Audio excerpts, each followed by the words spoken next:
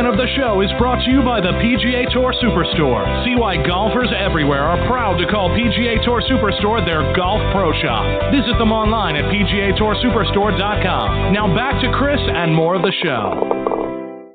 And now back with me here on the French Lick Resort guest line is Dr. Alison Curdt. And let me remind you about Alison's background. She played her college golf at Florida State, where she was a two-time academic All-American, earned degrees in psychology and professional golf management. She moved out to Palm Springs back in 2004, became a teaching professional. She has been named the Western Section Teacher of the Year in 2012, 15, 17, and 18. She is a PGA and LPGA master professional. She is one of only 9 women to earn the PGA credential and one of only 2 women to earn the dual master professional status on both the PGA and LPGA sides.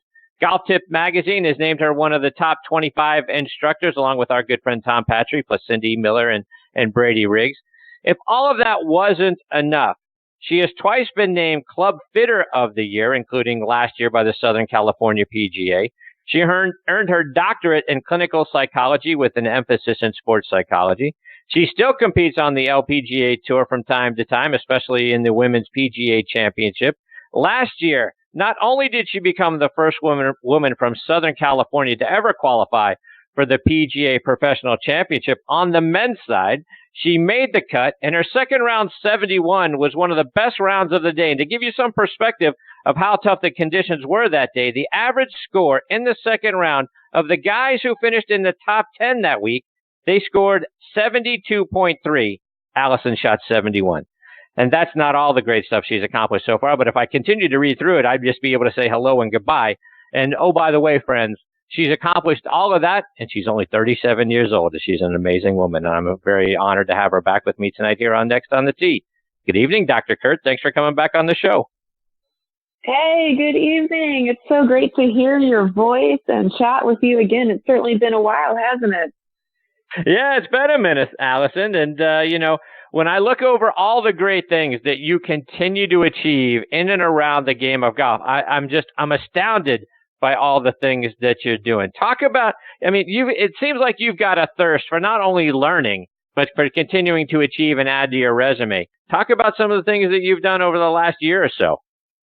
It certainly is, and it's always interesting to hear how people introduce me, because it's sort of a reflection of like, wow, I guess I have done quite a bit. Sometimes I'm just so tunnel vision and going. It's sort of refreshing to hear those acknowledgments, and so I thank you for that. That was a wonderful introduction.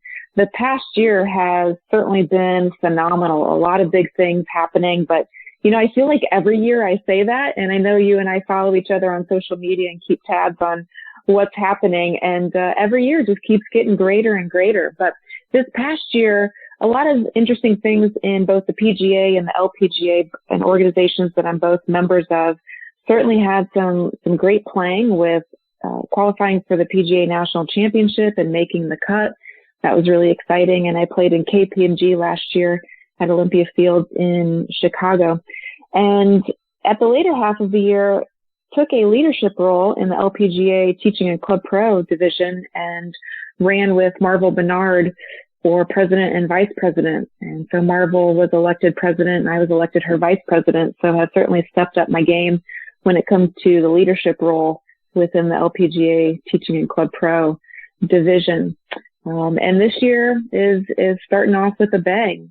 Certainly excited to qualify and play at another KPMG. It'll be my 6th LPGA major, and I leave in about 2 weeks to head to Chaska, Minnesota for Hazeltine National Golf Course. And I'm really excited about that, playing in that, and just, running both of my businesses. So teaching full time, helping golfers with their mental game, and then in the nighttime, working as a psychotherapist at my private practice and helping athletes achieve peak optimization and be the best version of themselves. So there's always something a few weeks ahead, and there's always stuff in the past that I'm reflecting on and enjoying. So it's a really great time right now. And Alison, every one of the things you just talked about are full-time jobs, but you're doing all of them, consecutively or concurrently. And how do you do it? How do you find the time? How do you stay focused and all of those things to be able to do all the things that normal people like me would have to spend 40 hours a week doing? That's funny that you say that, because last week at a tournament, I was sharing with another professional, gosh, I'm feeling kind of bored right now. What am I going to learn? Like, what should I go take a class? Should I try to do something new? Like, I need something to get my hands into. But really the motivation just comes from the feelings that I get when I achieve personally, whether that's through golf, whether that's through helping a student be their best, whether that's creating a new program in my section or trying to help change an organization so that they can serve the golf industry the best. I really just love the feeling of achievement. I love the feeling of contribution, and that service piece is very fulfilling for me.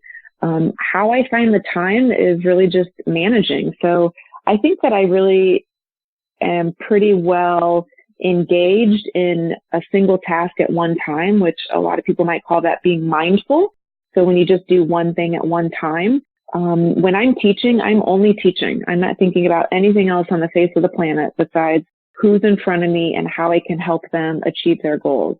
And when I'm working with a client in my office, there's nothing else that exists besides that client on the couch and how I can help them reach their goals. And when I'm practicing on my own game, nothing else matters besides how I can help myself be the best version of me. And, when I'm sitting down at emails and corresponding to different PGA and LPGA committees, that's my true focus. So I find the time by just truly being engaged. And I'm not really a big believer in multitasking, where I've, in the middle of an email and I'm also on a call and I'm thinking about something else and I'm watching TV. I don't really feel engaged in any one of those activities when I'm quote unquote multitasking. So I sort of take the approach that when I've got the task in front of me, I'm all in until it's completed.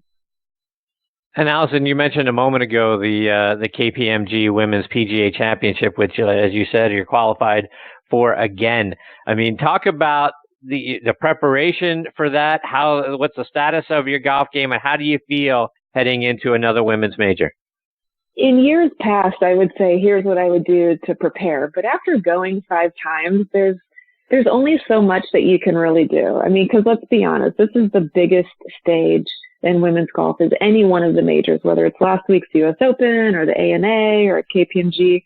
It's the biggest stage. And as a teacher who is busting her butt, trying to practice and help other people and serve in an organization, it's tough to prepare and be at the top of my game because I'm not doing this for 60 hours a week. I'm not practicing 60 hours a week.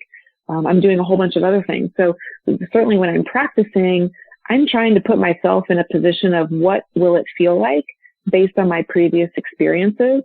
And all I can do when I show up is just to know that I've prepared with the time that I have, to enjoy the experience, not get caught up in the idea of being at that event, but just really being authentic to myself that I'm a good competitive player. I deserve to be there. I'm going to try to play my best. And when the experience is over, then I am going to come home and continue to enjoy doing what I'm doing. The best way for me to prepare is certainly getting the face time of just hitting balls and practicing and putting and chipping. Usually around this time, about 2 weeks out, I do a lot more playing on the golf course. Happy Women's Golf Day, by the way. And I was able to spend 18 holes with one of my favorite college juniors on the golf course. And so we played 18 holes. So that was great practice for me, but also got to share the experience with her for Women's Golf Day. I go to Google Earth and I'll take a look at the golf course and just try to get a vibe for what I'm going to face when I'm there in a couple of weeks. And then mentally prepare, just run myself through different scenarios and see myself perform and have confidence and enjoy the moment. My family's going to be there with me. I've got a great caddy, one of my teammates from college, who ironically her name is Allison as well. She's going to come out and caddy for me, so that will bring some good energy, and just really excited for that. But in terms of preparation, I just can only do what I can do with the time that I have. And as you mentioned, today being Women's Golf Day, and I was curious to get your thought. What are some of the things that you're involved with or you're participating in, not just today, but really overall, but talking about how you're trying to help bring more women into the game of golf. Well, through the instructional side, there's always opportunities to create women's programs, and I'm certainly very involved at Wood Ranch Golf Club, where my home base is, trying to create programs for women that are specific to them and their level, and using different teaching styles to match their level so that it's very enticing and fun for them to come out. We've got a great group called the Pitch and Sip group, where they'll go out and they'll play, and then they're certainly sipping some wine after the round, and they always enjoy that social piece, but also trying to encourage young girls to get into the game through the LPGA, USGA Girls Golf Program. So as a host site at Wood Ranch Golf Club, I've created a couple of clinics to be held throughout the year where girls age 7 through 18 can come and get involved in the clinic. And not only is it golf, but also there's social aspects and fun activities. So those are just two examples through the instructional side. But I've become involved with my local LPGA Amateur Association group through Los Angeles, which is formerly the Executive Women's Golf Association, and working a lot individually with those players and helping them play better golf, because it's way more fun to play golf when you're playing good golf. And that's the biggest encouragement to go back out and play, is when you're playing well. So very involved with that group. I've certainly recently been involved on a speaking side with a women's golf summit in Southern California that we had a couple of weeks ago. And we had a variety of different speakers from all different facets of the industry. And of course, I was able to speak on the instructional side, but the Women's Golf Summit had over 100 women attend, really get excited about playing, really get excited about networking with other women golfers. And lastly, what was just shared today through Callaway is Callaway and I teamed up as been one of their longtime master staffers, and we put together a bunch of instructional content on social media, going through the bag, driver, all the way down through putter. And that was released today on Women's Golf Day for all golfers, not just women, all golfers, to get some tips to help them play better as well through their social media handles. That's awesome. And I wanted to get a couple of tips before we let you go. But before we get to that, I want to talk about a couple of other things. And Alison, it was almost a year ago that I was following you online at the PGA Professional Championship there in Seaside, California. And I knew you were going to play well. Something just told me that you were going to play well. You didn't get off to the greatest start. You had one of the best rounds in the field in round two. Talk about what it was like being a part of that event. A really cool experience. I'm going to back up a little bit prior to the championship and talk about the qualification to get into that. Southern California is a beast of a section to get out of. We've got Michael Block, Kenny Pigman, a lot of fantastic players, Brian Smock. A lot of those gentlemen are playing in PGA Tour events many times throughout the year, upwards of, 5 or 6 events a year. Those guys are good. And oftentimes to get out of our section, to qualify for the PGA National Championship, you've got to take 3 rounds under par. And my very last round, I fired a 66 and jumped up into a tie for 3rd place. And that was so exhilarating, just a lot of fun, because I wasn't in the top 10, which we had 10 qualifying positions. I wasn't in the top 10 going into that day, but to fire a 66 and to secure a spot was just fantastic. So leading into being able to stay in California and go to the championship, be able to drive up there was really neat. And I had a fantastic caddy lined up, and about a week before the event, she wasn't able to get off work. And so I was like, oh my gosh, what's gonna happen now? I don't have my caddy, and this is all walking event. It's like pretty true event where it's old school. You're walking and you need to have a caddy. And so was able to have, a friend last minute carry the bag and just brought a lot of positive vibes. We had a great time getting on site. Everybody was super supportive. There was only 2 women in the field, out of 370 some odd pros, and everything from practice round to the first round, all the male PGA players were just fantastic and very supportive. Susie Whaley came out and watched for a couple of holes. So it's always great to see her. She's a wonderful leader and a great friend to come out and support us. And it was just a really cool experience. The golf course was tough, and certainly getting into the rough made things hard, but I have some great memories of some fantastic shots that just came off the face beautifully, landed close to the hole, made some putts, and was able to make the cut. So really excited about that.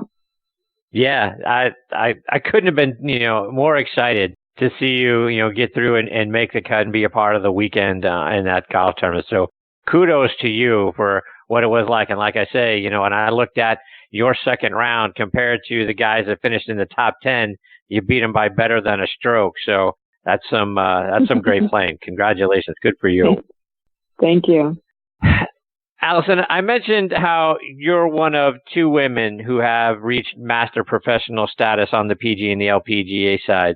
But, you are bridging gaps that people have never been able to do. You're forging new territory that nobody else has been able to get through. But it hasn't always been easy for you to do so. I was reading an article that you wrote for Golf World magazine earlier this year, and people didn't always embrace you for being able to do the things that you're able to do, and weren't always so supportive of the things that you wanted to achieve in your golfing career. Talk about some of the struggles that you had to deal with along the way. Certainly. That article that came out was a pretty true picture of what many women face if they're really involved in the PGA or just golf in general. And women, for the most part, have been a minority in this game. And when you're accomplished and you're trying to climb up the ladder, and you're doing the best you can to be a leader and be successful, that's not always looked and supported with other professionals. Sometimes it can be quite a bit full of jealousy and create a toxic work environment. And so for me personally, my career really started off with a lot of success and had some wonderful mentors and some wonderful people encouraging me to find my niche in golf. And I landed at a really great high-end private facility for a long time. Spent about 7 years of my career there. And it was just very toxic near the end, where I could see that there was no way to continue climbing the ladder as a woman. And to see males around me receive special benefits, playing benefits, or to receive compensation, tips, different lessons, and just based on gender. And the other women that I worked with felt very similar in that regard. And so it can be tough in certain work environments to be a successful woman, because a lot of times there's only one. A lot of clubs will just hire sort of that token female assistant or that female professional. And it's very rare to have a club have several females, or to have a female who's at an executive level, a director of golf or a GM. And so it hasn't always been easy, but one of the things that has been a savior for me is my membership within the PGA, and the top, whether it's the executive directors or the staff at headquarters in Southern California, have always been so supportive. And this really comes down to, in my section, Tom Addis and Jeff Johnson and Nikki Gatch. They have been the top three cheerleaders and supporters of my career and many of our 100 female members in Southern California, which has just been fantastic. And really, when I branched off on my own and started creating my own business and basically became my own boss, it's certainly way more easier to be successful because there's no competition. I'm just competing against myself. But in the workforce, where you maybe have 2 or 3 other men who are vying for lessons, or that are looking to maybe move into the head professional position, there certainly seemed to be some jealousy, and it was very difficult. But those experiences taught me very important values, taught me how to manage difficult situations, and made me the golf professional I am today. So although it was difficult to get through, certainly allowed me to be where I am today. Alison, I want to switch gears, and I only got a couple of more minutes with you, so I wanted to get a couple of playing lessons for our listeners. And in particular, one listener, my boy Angelo Kane, that from a pitch shot perspective, if we've got a wedge in our hands, and for Ange, you get a wedge in his hands, and his anxiety level goes through the roof because he's going to chili dip that shot 3 or 4 times when you're 5, 10, 15 yards off the green. How can we do a better job of getting the ball close when we've got either a wedge or a sandwich in our hands, or maybe that's not even the right club to choose? But if you're 5 to 15 yards off the green, How do we do a better job of getting the ball close to the hole? Well, I certainly would like to look at the type of club selection, because many players use high loft and a lot of bounce when they're close to the green, just out of habit. And that oftentimes isn't the best. Sometimes a lower lofted club with less loft, like an 8-iron or a 7-iron, where you can make a resemblance of a putting stroke, can oftentimes be a much more successful shot because you can keep the ball low and just let it roll to the hole. But there's certainly going to be those times where maybe you've got a patch of rough in between yourself and your landing area and you're pretty close to the green. So you need to use a high lofted wedge. And I think tempo is of utmost importance. If you have a player that brings the wedge back too quickly and then slows down in order to compensate, or brings the wedge back too slow and speeds up to compensate, that disruption and irregularity in tempo is a definite pitch shot killer.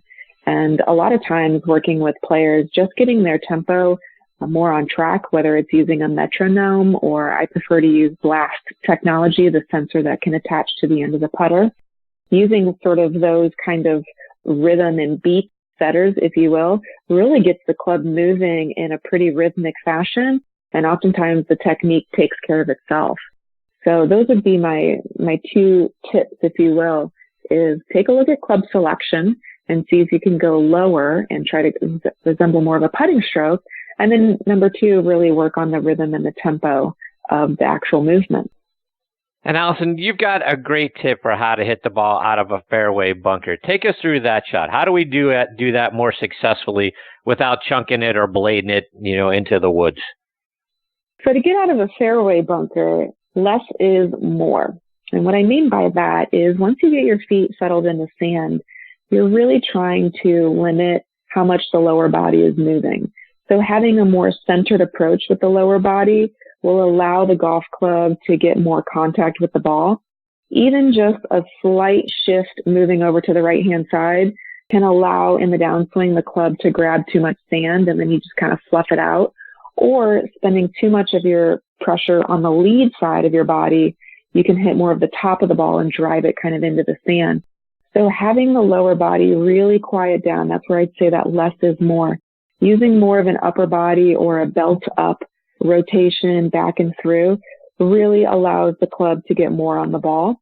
And then certainly make sure that you grip down. So as much as your feet are digging into the sand, I sort of use that as my rule of thumb for how much I move my hands down the golf club. And that effectively allows the club to become a bit shortened. So you get more control out of those shots. So less is more when you're in the fairway bunker. Alison, remind our listeners how they can stay up to date with all the great things you're doing, whether it's following you on your website or on social media as well. Social media is the free marketing of our generation. So certainly on Instagram, Alison Curdt Golf, Facebook, YouTube, all with the same handle.